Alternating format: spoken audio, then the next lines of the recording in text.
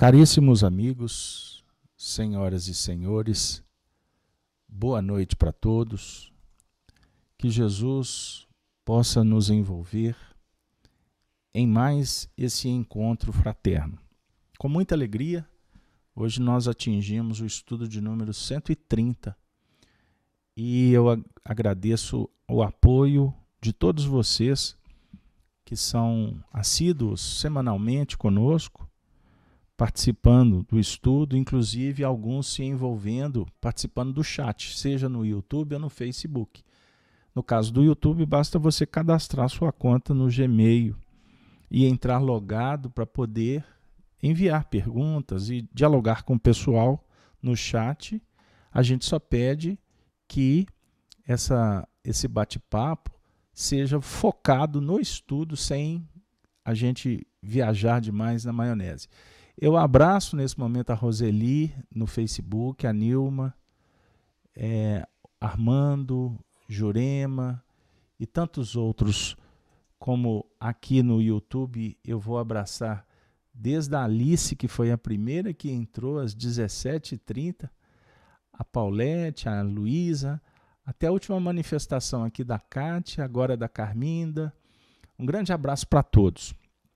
Pois bem, o nosso tema hoje, como sempre, reservando muitos desafios para todos nós, ele se refere aos últimos versículos da primeira carta aos Coríntios, no capítulo 1.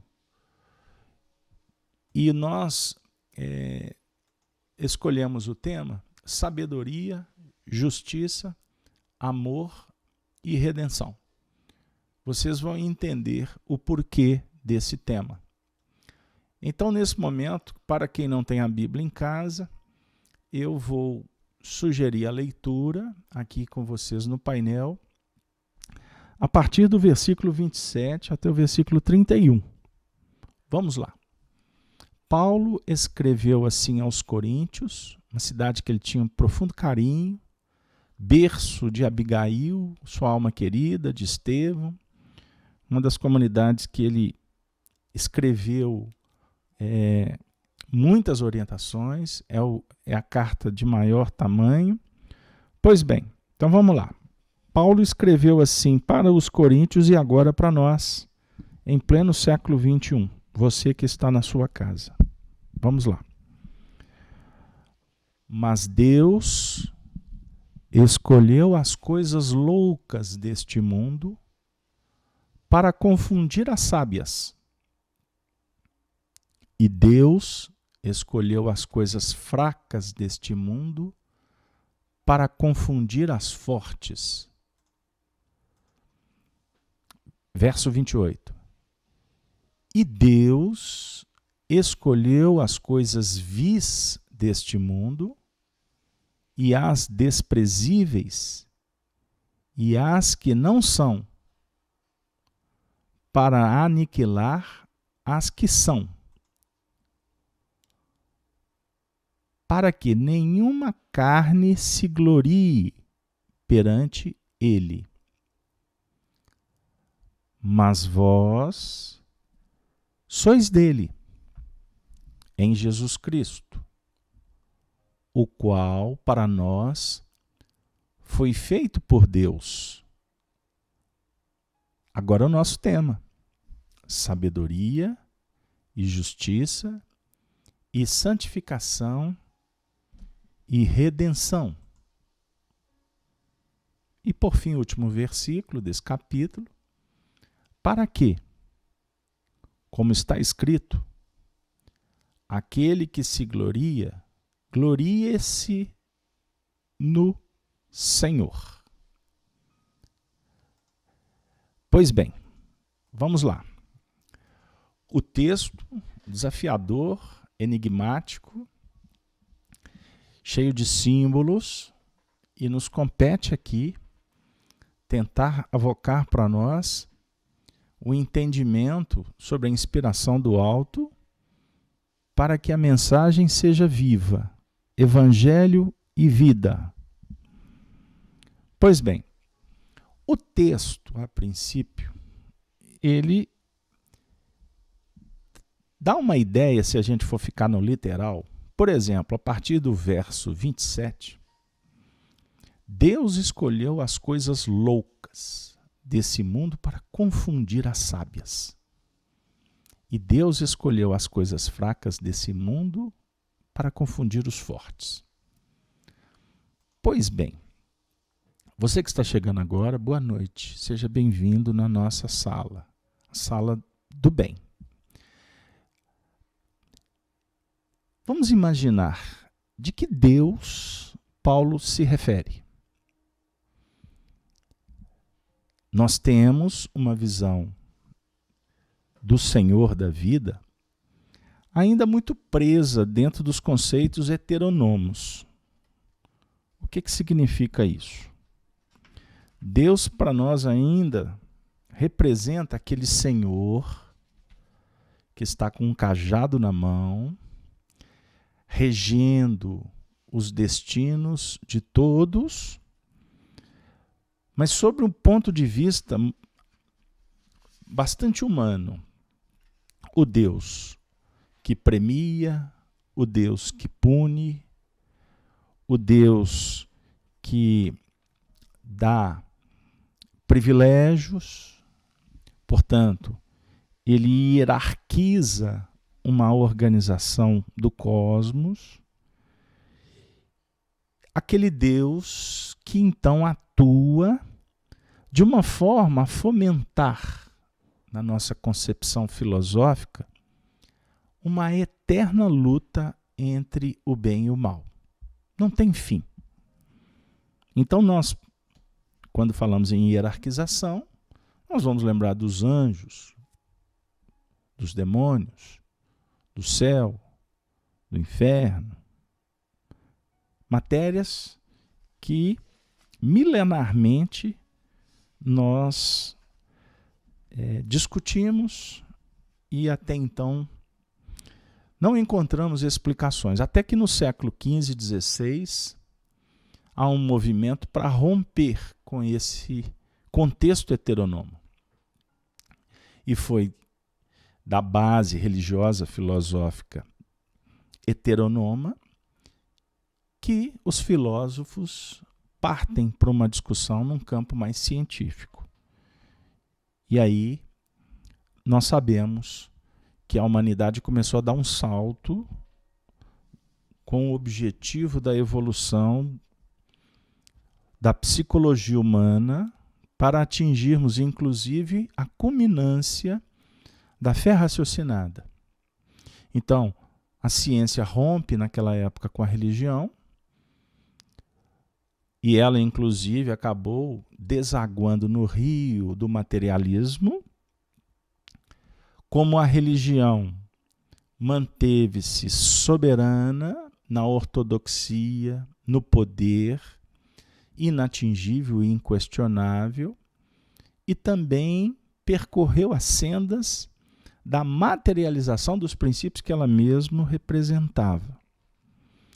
Até que hoje, com o advento do Espiritismo, que a gente vai falar um pouco mais à frente, a humanidade começa a caminhar para a unificação entre a ciência e a religião. Então, é uma diferença. Religiões, Emmanuel tem um texto belíssimo no livro Ideal Espírita. Religiões e religião. Então, a religião pura, imaculada, natural, é um sentimento divino. Religiões são práticas, é uma outra história. Pois bem, então, dentro da ideia da heteronomia, só para não deixar de falar das flores, nós colocamos no livro recém-lançado por nós, do Calvário à Redenção, uma ideia sobre heteronomia de uma forma muito simples e de autonomia também. E nós tivemos como base de estudo o livro Revolução Espírita, do Paulo Henrique Figueiredo, que nós indicamos como um belo trabalho para a gente compreender melhor. Pois bem, o que é heteronomia? Nós colocamos o seguinte texto no livro. Vamos lá. Heteronomia significa dependência, submissão e obediência. É um sistema de ética segundo o qual as normas de conduta provêm de fora. A palavra heteronomia é formada do radical grego héteros, que significa outro, diferente, e nomos, que significa o que é de lei, de direito. Portanto, é a aceitação de normas que não são nossas, mas que reconhecemos como válidas para orientar a nossa consciência, discernir o valor moral de nossos atos. Heteronomia é a condição de submissão de valores e tradições. É a obediência passiva aos costumes, por conformismo ou por temor à reprovação da sociedade ou dos deuses. O contrário é o que postula a doutrina dos espíritos. E o que postula a doutrina dos espíritos? Um chamado terceiro caminho.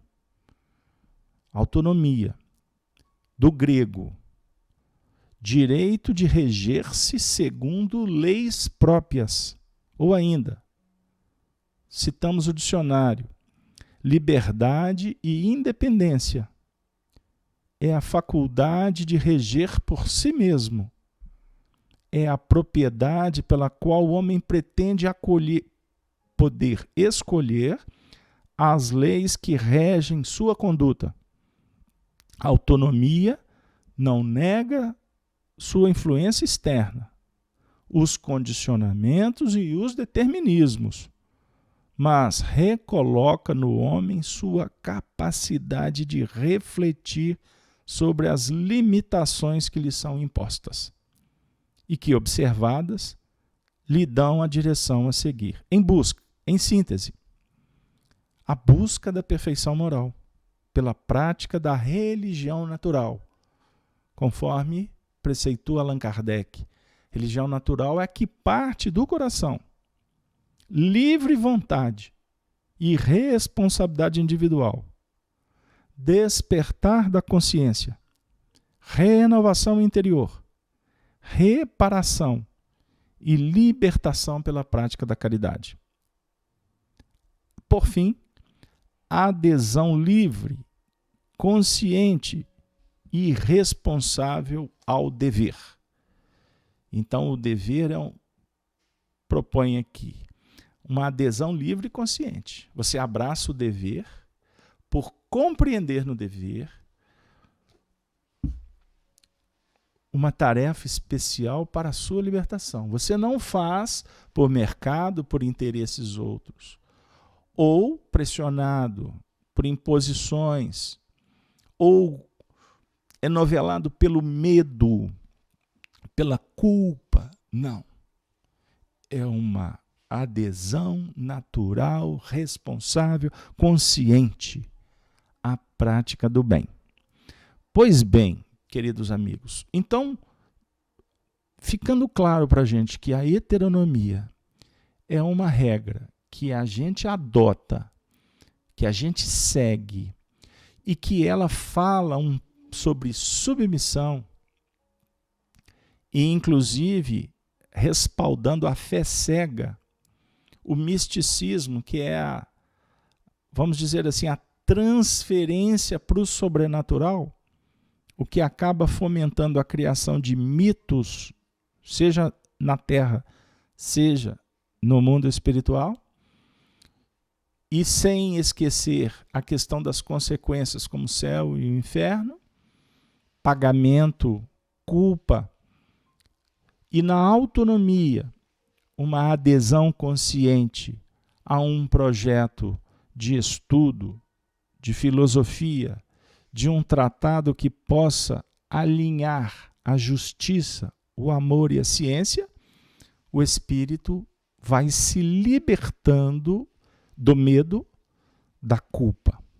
Entre outras palavras, nós começaremos a discutir, inclusive, o objetivo da reencarnação, conforme propõe os Espíritos, na questão 132 do Livro dos Espíritos e em outras abordagens que vamos encontrar em Espiritismo. Mas e então, Carlos Alberto? Vamos lá. Por que Deus escolhe as coisas loucas deste mundo para confundir as sábias? Então vamos voltar. De que Deus Paulo está se referindo? Esta foi a pergunta que eu fiz logo no início. Esse Deus que está tomando conta de cada ato da sua vida, você está sendo fiscalizado para ser confundido. O que vem a ser coisas loucas deste mundo? Coisas fracas deste mundo, para confundir os fortes. Observem bem como que o assunto ele é desafiador. Porque no verso 28, o Paulo ainda é mais incisivo. Deus escolhe as coisas vis desse mundo e as desprezíveis e as que não são, para aniquilar as que são.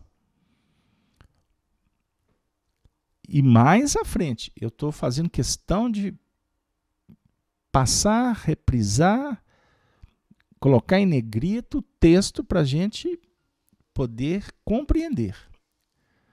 Para que nenhuma carne se glorie perante ele. Pois bem, então esse verso 29 ajuda um pouco mais. Porque ele está falando da carne. Bom, se ele está falando da carne, Paulo tem uma missão especialíssima, uma tarefa extraordinária, auxiliar na divulgação do Evangelho do Senhor. Então, cada discípulo, cada apóstolo teve uma tarefa, compreendida em aspectos específicos, com o potencial de cada um deles. Em termos de história, Paulo se torna o campeão da divulgação do Evangelho. Porque ele tinha, inclusive, condições para isso, tanto adquiridas na terra, como um homem das letras, filho de uma família de nobres, ele tinha cidadania judaica romana, o que garantia para ele livre acesso. Paulo de Tarso tinha uma capacidade de memória, uma capacidade de expressão, além de ser um indivíduo destacado na sociedade, mas dentro de um plano ainda soberanamente pautado na rigidez das religiões. No caso, ele representava o judaísmo, ele estava sendo preparado para ser doutor no Sinédrio.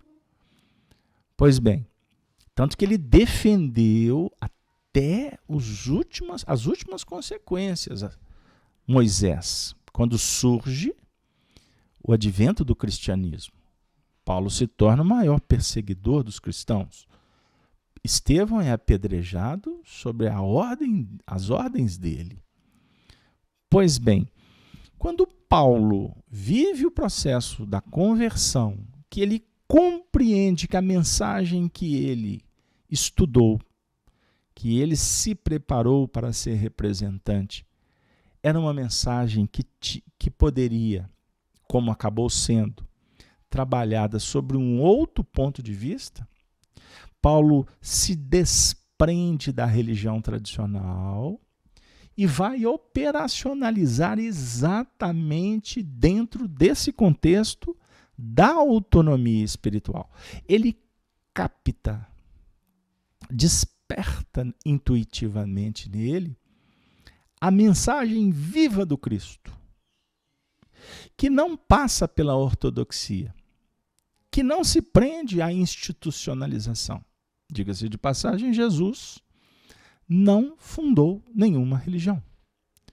Jesus veio nos dar um toque muito especial no que remonta ao amor, para que, pudéssemos fazer da luz que vem do alto um processo de despertamento para a luz interior que precisa de ser trabalhada, sem desconsiderar as leis que até então estavam sendo divulgadas, inclusive pelos religiosos.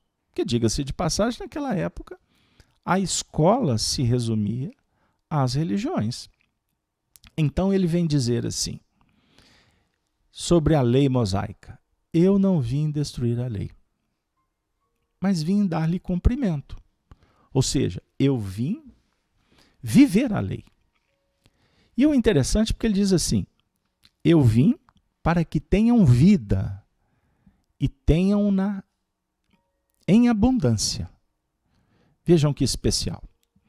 Jesus quer dizer que se nós, por exemplo, buscarmos nos 10 mandamentos de Moisés, amar a Deus sobre todas as coisas e percorrermos os demais mandamentos, mas sobre o ponto de vista do abraçar a causa como um dever consciente e necessário para a nossa edificação, para o nosso crescimento, naturalmente, nós iremos nos capacitar para uma vida mais qualificada.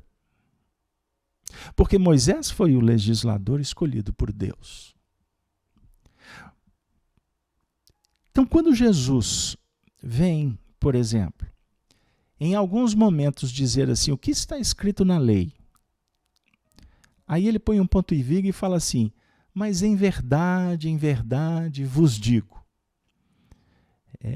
Ele está dizendo que nós precisamos transcender a lei.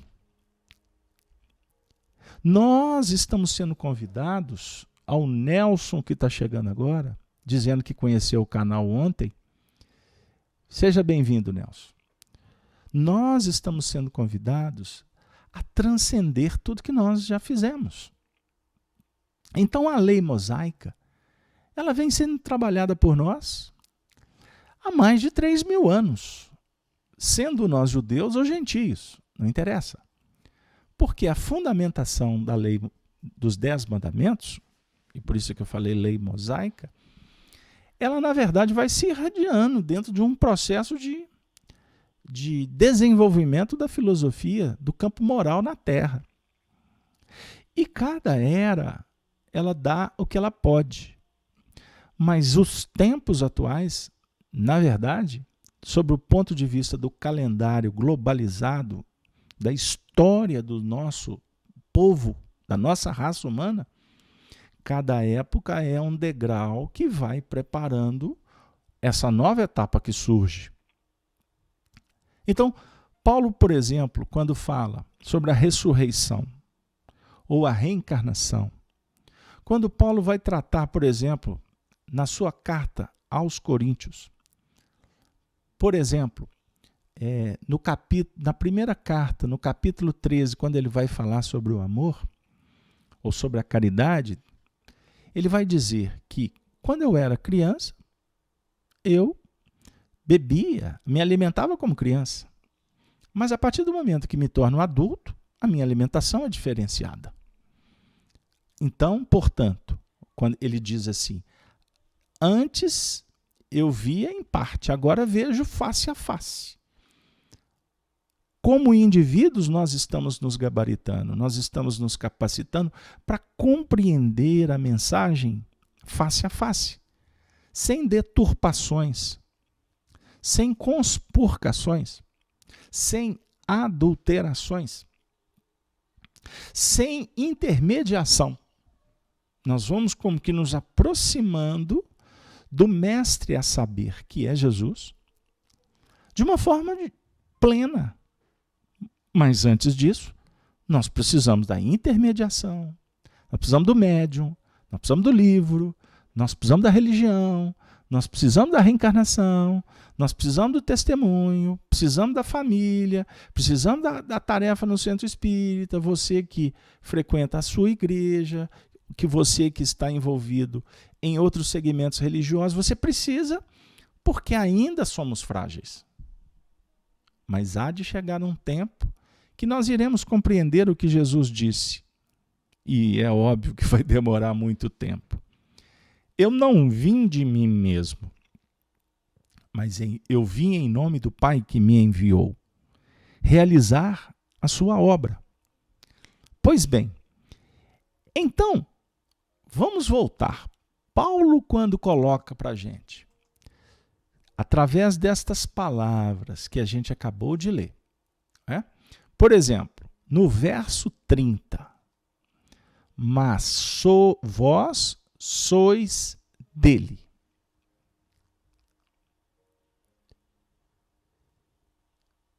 Em Jesus Cristo. Vós sois dele. Dele quem? De Deus. Em Jesus Cristo. O que ele estava dizendo? Que todos nós somos filhos de Deus. Nós somos criados por ele. Fato. Inteligência suprema, causa primária. Sendo ele causa primária, é natural que a gente reflita que nós somos causas secundárias. Estão de acordo? Pois bem, então como inteligência suprema, ele criou a você, espírito, como ele criou todas as coisas, a natureza. E na natureza, nós incluímos os outros espíritos, os nossos irmãos. Então, como filhos de Deus, nós fomos criados simples, ignorantes, em busca da evolução, da perfeição. Isso é uma outra questão que o Espiritismo esclarece e que a lógica vai nos demonstrando isso no dia a dia. Hoje você é melhor do que foi ontem. Esta sua existência atual é bem melhor do que a de antes. Nós estamos, então, nos preparando para um grande futuro.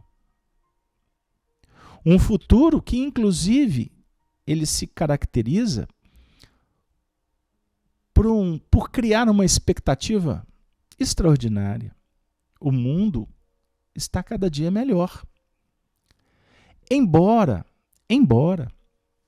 nós ainda estamos muito presos em valorizar o que o verso anterior trata, quando fala sobre coisas vis, desprezíveis, o que aniquila.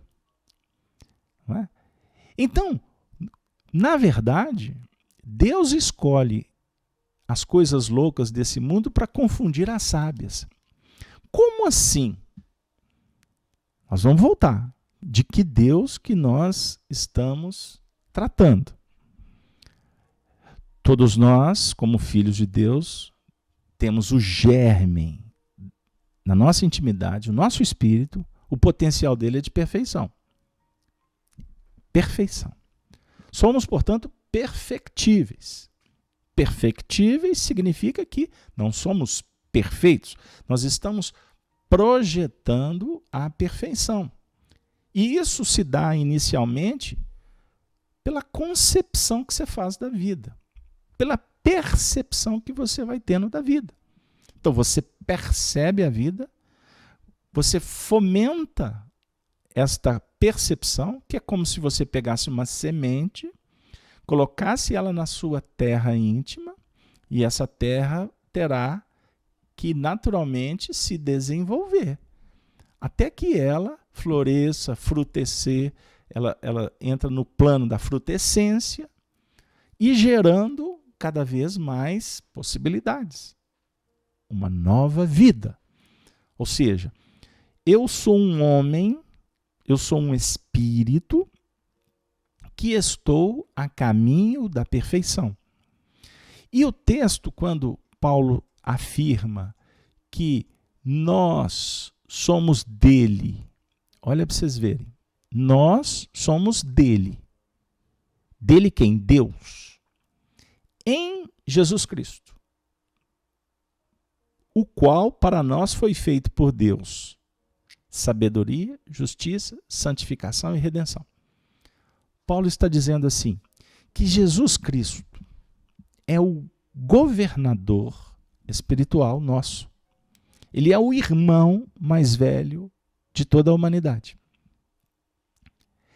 E que, na verdade, ele não foi feito por Deus para vir aqui para ser o governador.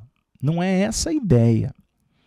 Ele se desenvolveu de tal maneira, por ser um espírito extremamente... que nós não temos condições, inclusive, nem de entrar no mérito da evolução. Mas ele é um espírito que já atingiu uma culminância, que esta culminância é o referencial para que nós atinjamos também. Ele está no monte. Ele está no Monte das Oliveiras, orando. Mas ele também está no Monte da Caveira, aonde ele foi crucificado. Então nós temos o Monte da Oliveira que faz luz, mas também nós temos o Monte da Caveira, aonde ele viveu o testemunho, a definir o seguinte, que a oração abre, mas nós precisamos de descer, operando e subir de novo nos testemunhos. Então a oração abre a filosofia, a intuição, a ciência, a operação. E na operação, nós vamos trabalhar a nossa razão, a nossa inteligência moral, que é pautada em razão e sentimento. E essa inteligência vai, na verdade, descortinando para nós outros a sabedoria, a justiça, a santificação e a redenção. Bora lá? Deu uma ideia? Agora eu vou ter que dar um break. Eu vou dar um break porque os amigos do chat, eu estou observando aqui que eles estão sentindo que nós talvez não estamos dando a devida atenção. Então vamos lá. Eu vou falar agora com o meu querido amigo Luiz. Vamos ver o que o Luiz está colocando aí no chat para a gente. Vamos embora. Quando estamos num estado de estudo, compreendemos o próximo, pois lembramos da caminhada, o trabalho que tivemos. Então a gente vai compreendendo melhor o nosso irmão. É isso aí, Luiz. É o objetivo do nosso trabalho, estudar as letras cristãs para a gente chegar lá no entendimento da inteligência emocional, social, relacional, como queira. Ele diz, eu acredito que também o aprendizado é bem pessoal e particular, na comunhão com Deus. Muito também para não nos envaidecer quando ensinar ao próximo. É isso aí, Luiz, estou gostando de ver. Vamos ver se eu pego mais algum aqui. A Fabiana está dizendo, nos tempos atuais, o que mais vemos é certas religiões falando em nome de Deus em vão. Sempre foi assim, filha. Sempre foi assim, contradições. Aonde há ser humano, há contradição. E a gente tem que olhar isso olhar por esse sendal, sob o ponto de vista da compreensão e da bênção, e não da crítica destrutiva. Ok? Aí, vamos ver lá. Quem mais? A Kátia colocou um texto também. Kátia, um grande abraço. O pessoal aqui está falando, está bombando aqui, como diz na gíria. Mas nós vamos, portanto, se vocês me permitem, eu vou dar continuidade no raciocínio. Ok? Então, meus queridos amigos, sabedoria, justiça, santificação e redenção. Olha que legal. Nós temos refletido nos nossos estudos já há algum tempo, e para aqueles que nos acompanham aí nas quartas-feiras, também nas quintas-feiras com o estudo do Livro dos Espíritos, no Apocalipse que a gente faz aos sábados, vocês têm acompanhado que a gente reflete, repete a questão 1009 do Livro dos Espíritos. Então vamos lá. Nessa questão 1009, o debate é exatamente em torno da duração das penas futuras. A conversa permeia as questões do pagamento, céu, inferno, enfim. O sofrimento dos espíritos, a duração dos sofrimentos, penas eternas, enfim. E aí nós vamos encontrar Paulo de Tarso dizendo assim, ele quase que como quebra a conversa. Ele diz assim, gravitar para a unidade divina. Tal é o objetivo da humanidade. Essa mensagem foi endereçada para Allan Kardec, que a publicou no Livro dos Espíritos. Lembrando que Paulo era um dos membros da equipe que trabalhavam na codificação espírita.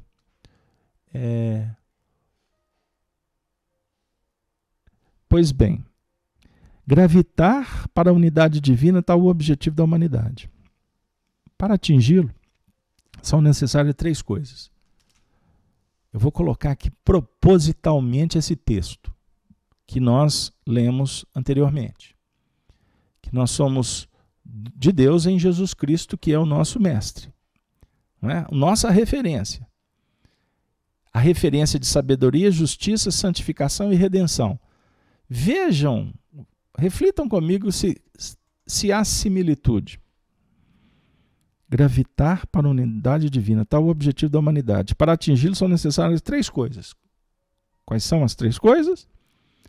Justiça, amor e ciência. Justiça, amor e ciência. 3 coisas lhe são opostas e contrárias. A ignorância, o que mais mata no mundo. Hoje eu dialogava com um médico. Eu perguntei para ele, o senhor sabe qual que é o que mais mata no mundo? Ele respondeu, a ignorância. Eu falei assim, estamos fechados. O ódio, intolerância, guerras, que se expressam de N maneiras. Pelo desrespeito, pelo matar esperança, pelas agressões físicas, morais, psicológicas. A intolerância religiosa. E quando eu falo intolerância religiosa, nós podemos falar da intolerância da ciência também.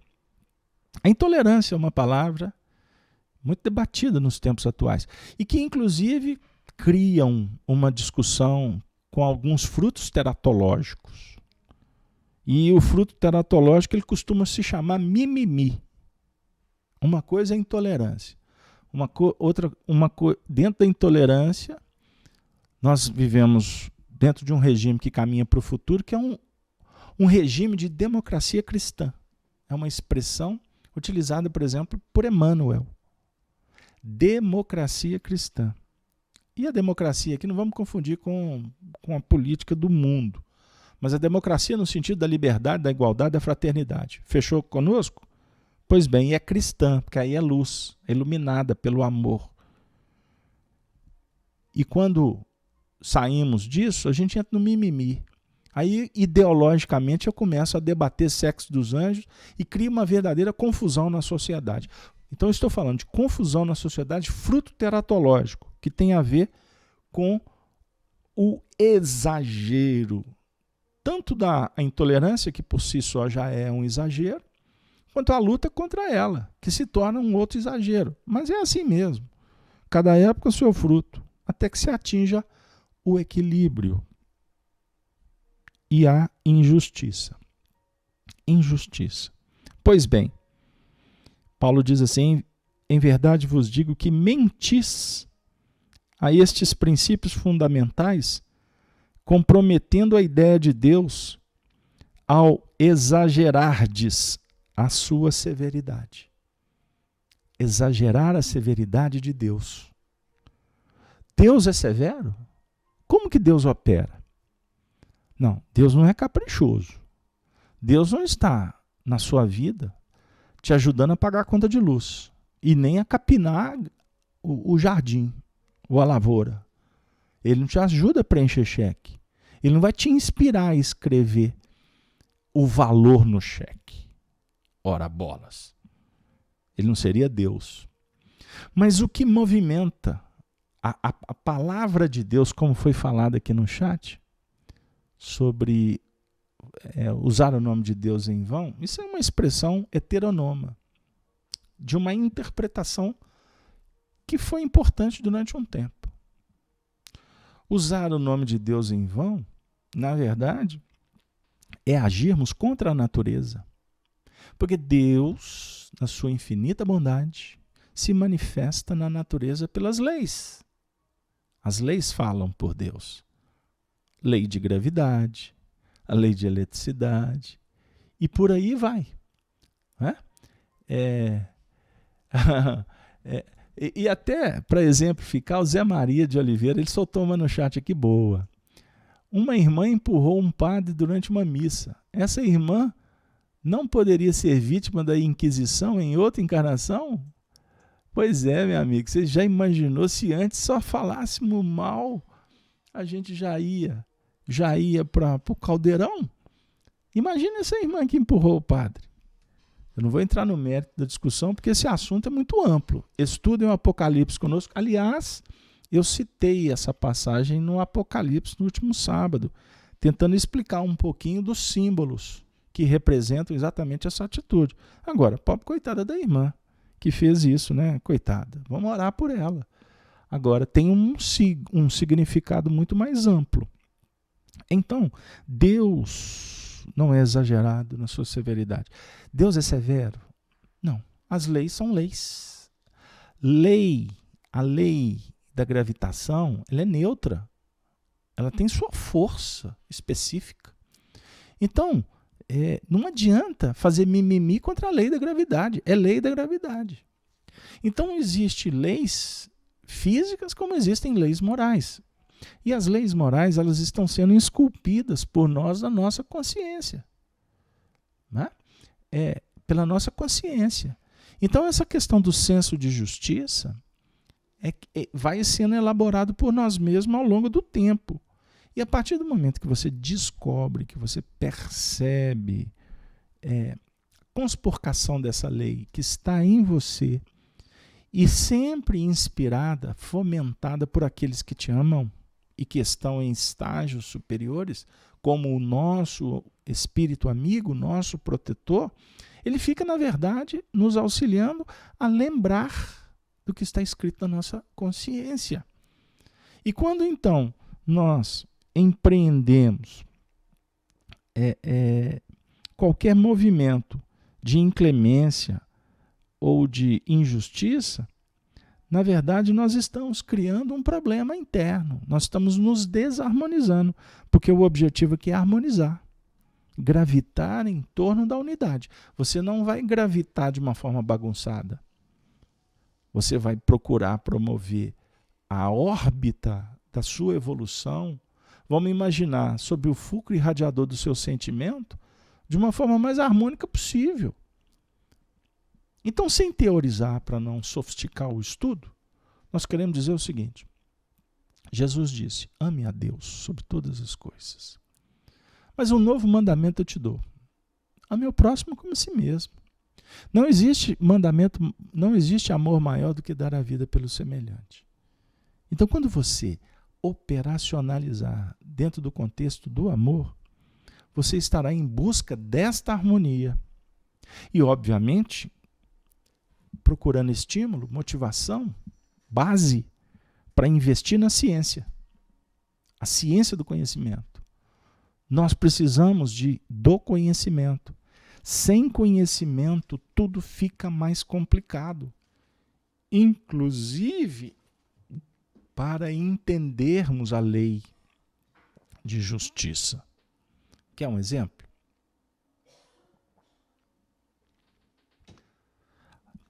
O espírito Emmanuel, filósofo, professor de alta envergadura, ele faz uma comparação sobre a justiça de Deus com a justiça dos homens. A justiça de Deus, ela é plena em misericórdia.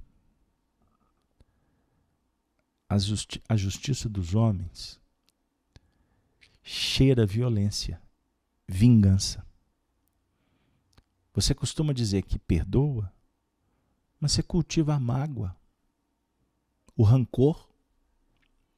Vocês já imaginaram um espírito que desencarna com rancor? Não é fácil. Porque esta mágoa vai, com certeza, impedir que ele prossiga. Ele vai precisar de resolver. Enquanto ele não resolver a questão da mágoa, ele vai ter um sério problema consciencial. Então existem pessoas que cultivam isso a vida inteira. Não é bom, amigo. Isso te causa problemas espirituais graves. Então nós estamos vivendo um tempo em que os amigos espirituais, eles estão sinalizando para que a gente possa se despertar para um novo tempo, para uma nova etapa evolutiva, aonde o mundo espiritual encontre em nós maneiras de nos inspirar, de trazer para a gente revelações, para que você dê um passo adiante. Não dá mais para ficar brincando com lantejoula, com purpurina, com holofote, com vaidades. E muito menos a gente ficar gastando tempo com perquisições sem fundamento. No movimento espírita ou espiritualista, aí eu vou ampliar. É uma enxurrada de misticismo que a gente fica espantado. Pessoas preocupadas com se o mundo vai acabar. Isso aumentou de uns tempos para cá. Por que será? Por que será? Primeiro, e o que é o mais importante, falta de total conhecimento espírita. Conhecimento doutrinário. Teorias estranhas. Sabe aquela história que você inventa e o povo aumenta? É o que a gente tem visto. Então eu venho aqui, ligo uma câmera, um microfone, uma internet, eu costumo falar isso, uma internet básica. Faço uma transmissão, muitas vezes até muito pobre, e solto uma. Aí conforme for o título que você der, isso tem uma repercussão. Aí daqui a pouco o mundo inteiro está vendo. E o povo acreditando. O Espiritismo propõe uma reflexão de mais profundidade. Eu vou trazer para vocês, eu tenho ainda alguns minutinhos,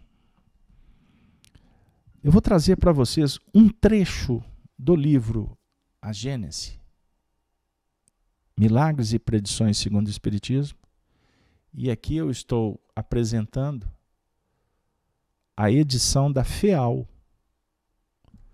A equipe traduziu o texto original de Allan Kardec na 4ª edição. Primeira, segunda, terceira e 4ª edição do livro A Gênese é o mesmo conteúdo. Kardec desencarnou.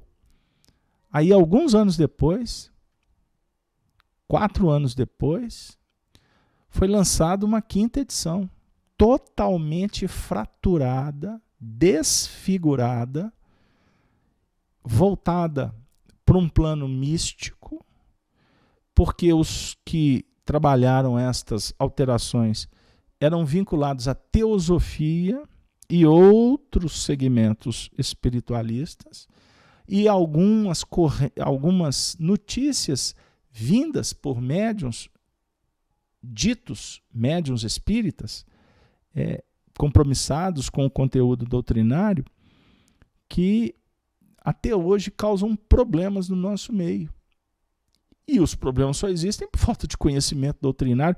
Mas agora a gente, inclusive, temos textos descobertos ou documentos que provam exatamente essas mudanças. Então eu vou trazer como reflexão final para o nosso estudo o item 20 do capítulo 18, os tempos são chegados. Um texto que não consta na quinta edição que você possivelmente tem em casa. O item 20. E eu pergunto, no final eu vou perguntar para vocês o que vocês acham do porquê que esse texto saiu. E se tem a ver com o que eu estou tentando trabalhar com vocês nessa noite. Estudando a carta de Paulo. Os tempos são chegados. O assunto está tratando da grande mudança que vem ocorrendo no planeta ao longo dos séculos, para não dizer dos milênios. Pois bem, mas nós chegamos num momento especial. E por isso, inclusive, que esse momento de mudanças, ele fomenta a manifestações de toda a ordem, em todos os segmentos. Então é natural muito misticismo. É natural. Mas nós não estamos aqui para fomentar teorias estranhas. Nós estamos aqui para chamar você, não para me ouvir. Não ficar preso em opinião de expositores espíritas. Não fiquem presos. Cuidado com os livros. Leiam com o coração aberto, mas sempre pronto para questionar. Agora coloca Kardec debaixo do braço. Para você começar a ter discernimento. Autonomia. Autonomia requer conhecimento. Por isso é que Jesus diz: conhecereis a verdade e a verdade vos libertará. Verdade, não é verdade dos homens não, tá bom, gente? Nós estamos falando das verdades espirituais. Porque senão leva no pé ferro e fogo e aí complica. Kardec diz assim, sobre o grande movimento regenerador que está acontecendo. O Espiritismo tem um papel considerável. Kardec diz assim, não o Espiritismo ridículo, inventado por uma crítica zombeteira, mas o Espiritismo filosófico, como o compreende qualquer um que se dê ao trabalho de buscar a amêndoa em sua casca. Pelas provas que oferece das verdades fundamentais, ele preenche o vazio que a incredulidade criou nas ideias e nas crenças. Então nós temos um vazio que foi fomentado pela incredulidade. Problema na família hoje, totalmente desestruturada, foi fomentado pela incredulidade. A ciência, pela incredulidade. E as religiões? Pela incredulidade.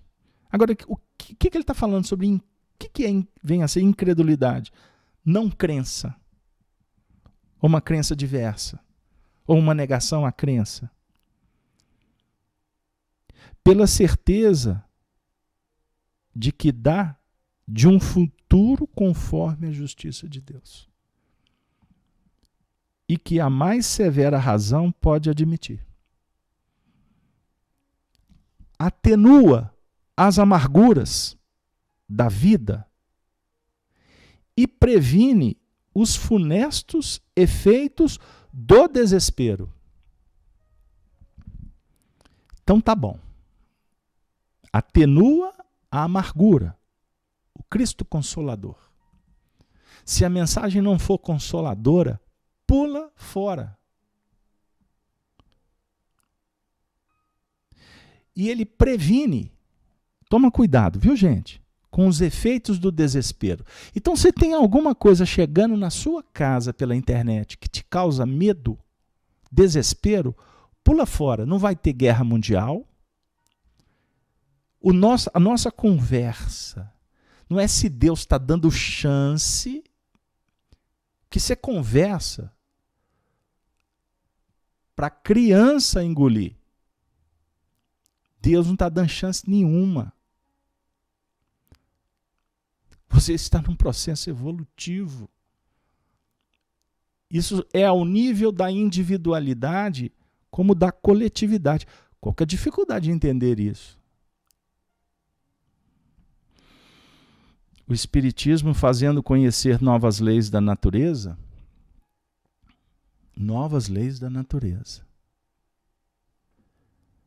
ele dá a chave. Chave é para abrir. Chave de fenômenos incompreendidos e de problemas insolúveis até hoje, destruindo, ao mesmo tempo, a incredulidade e a superstição. Por que esse texto foi retirado, hein? Porque quem mexeu na quinta edição era supersticioso.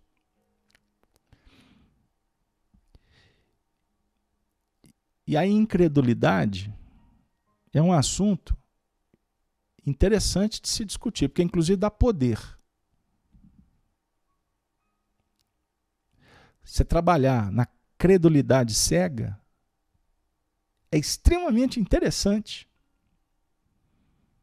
para religiosos. É muito legal ter o templo cheio. É bom demais você acreditar sem saber por quê. Aí você vai ficar confiando em tudo. Você vai dizer amém.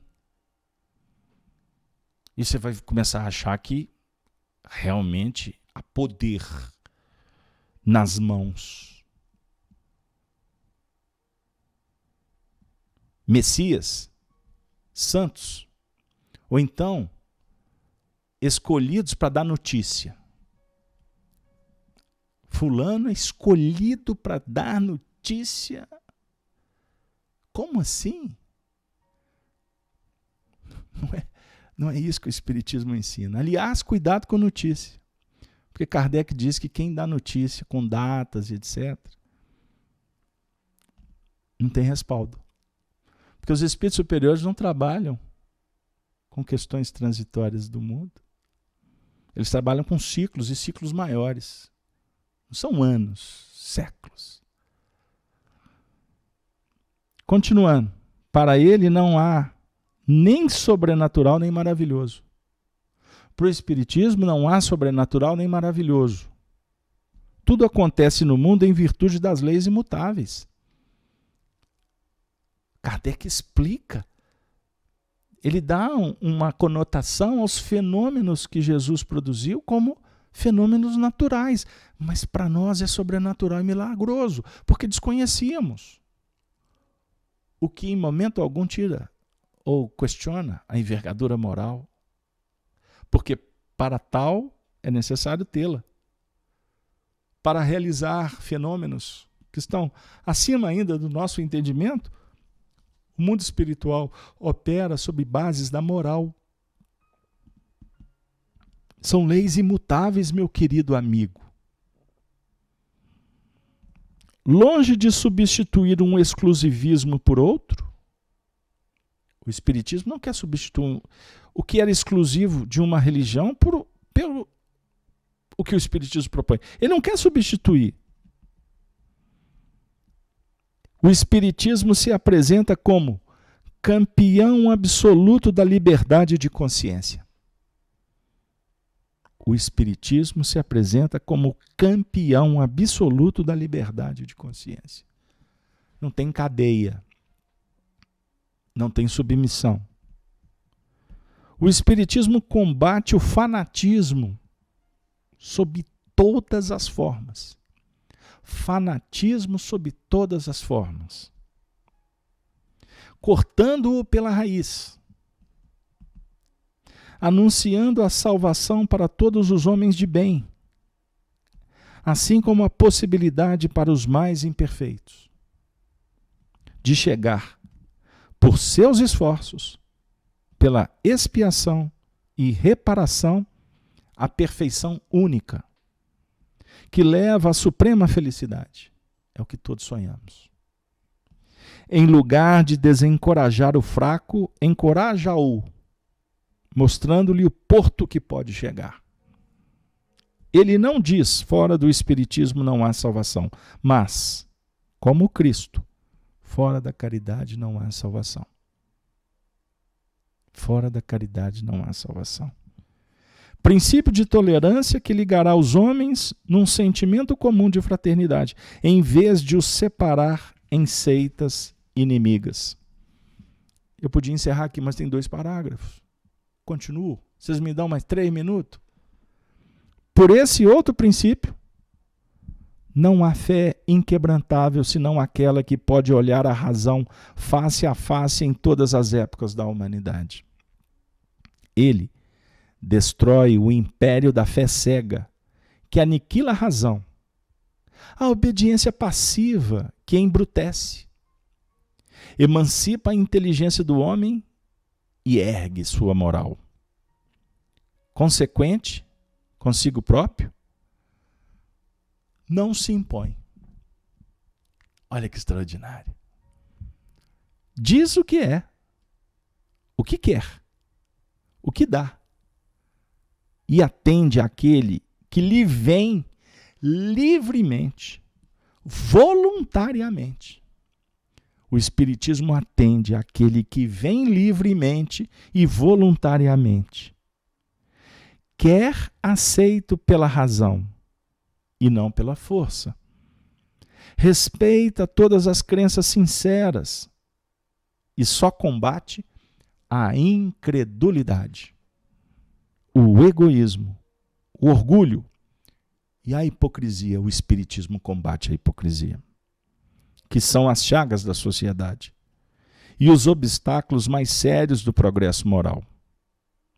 Mas ele não condena ninguém, nem mesmo seus inimigos, porque está convencido de que o caminho do bem está aberto aos mais imperfeitos e que cedo ou tarde, por ele, entrarão. Tinha mais coisas, sempre tem. Mas, meus queridos amigos, graças a Deus o tempo passou. Nós chegamos agora no momento de refletirmos no finalzinho sobre a beleza da vida e sobre as oportunidades que Deus nos concede de ir nos libertando pelas expressões sacrossantas do verdadeiro amor. O amor é a luz, é a fonte. O amor é que nos conduz. Emmanuel diz assim, que devemos conduzir o coração às bênçãos da doutrina salvadora que abraçamos com o Cristo. E desse modo, a ressurreição da terra, começando por dentro de nós, constituir-nos-á no abençoado amanhã, o paraíso conquistado para a nossa alegria perpétua, em perpétuo esplendor. Que o Senhor da vida nos fortifique, nos abençoe, nos irmane. Tenham sempre a certeza, pautada no que Jesus prometeu, que dias melhores estão a caminho. Se não fosse assim, a mensagem dele seria vã, como afirmara o próprio Paulo de Tarso. O Cristo em mim é motivo de glória. Se eu esperar Jesus só nessa vida, miserável homem que sou. Porque a mensagem do Cristo, revivamos isso. A mensagem do Cristo é uma mensagem para a vida eterna. É uma mensagem, portanto, que tem a ver com a vida futura, com o que nos aguarda. E se não fosse assim, não teria sentido, meu querido companheiro. a gente se esforçar. Não teria lógica a manifestação dos Espíritos, que estão o tempo todo conosco. Através da mediunidade ostensiva, pela clarividência, pela clareaudiência, como também pela mediunidade inspirativa, que todos possuímos. Não é privilégio de ninguém ser médium. Aliás, é um desafio. E o médium que compreende que ele é um instrumento que precisa primeiramente se educar, para educar o outro, cuidar do próprio corpo, para cuidar dos corpos de outrem. O médium que não compreende que a tarefa dele é aprender a perdoar, perdoando a si mesmo, como ele terá autoridade para falar do perdão da vida? Portanto, como todos somos imperfeitos, cheios de dificuldades, abracemos o trabalho como fonte que nos emule, que nos alimente, mas fonte renovadora, porque nós temos que conjugar o templo com a oficina, como disse Emmanuel numa lição belíssima. Templo e oficina. E o que separa o templo e a oficina é imperceptível, porque na oficina você tem o templo, como você tem no templo a sua oficina, o tempo todo lidando com as faixas superiores, mas também mergulhando nas inferiores, que na verdade representam o nosso inconsciente, o nosso passado, as faixas por onde perambulamos e que fomentamos até hoje. Então não podemos também esperar no trabalho apenas as notas sublimadas. Pelo contrário, devemos entender que no trabalho encontraremos os maiores óbices, perseguições, indiferenças, encontraremos incompreensões, apupos, pedradas, espinhos, mas tudo isso faz parte. Esqueçamos daqueles, no seu sentido, que se tornam instrumentos para o escândalo, mas que nós todos possamos trabalhar para espargir a luz, porque assim também cuidaremos daqueles que ainda são instrumentos dos escândalos. Que Deus nos abençoe. Peço desculpas por ter me estendido, mas o assunto ele acabou nos exigindo um esforço, uma dedicação maior. E o tempo de vocês é precioso, eu não tenho dúvida. Mas que fique aí a nossa sugestão para que vocês estudem o Espiritismo, que vocês se esforcem para conhecer Allan Kardec.